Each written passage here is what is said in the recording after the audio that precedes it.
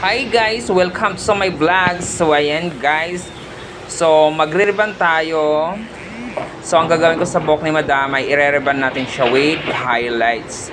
At saka sasamahan na natin ng treatment. So 7 months na po siya yung kanyang hair ay nireban.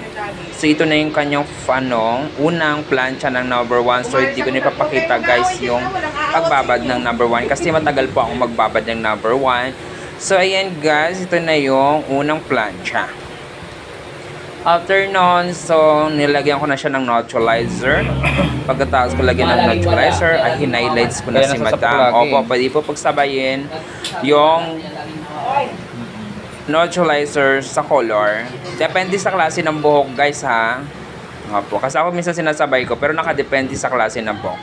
So, ito na yung kanyang final look. O, ayan, o, diba? So, ayaw niya ng sobrang tingkad ng highlights.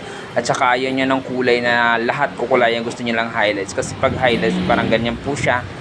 O, diba? Bongga. So, yan, nakatreatment na din si Madam. O, fuck! Shalala. Thank you for watching, guys. Paki-subscribe ako sa aking YouTube channel.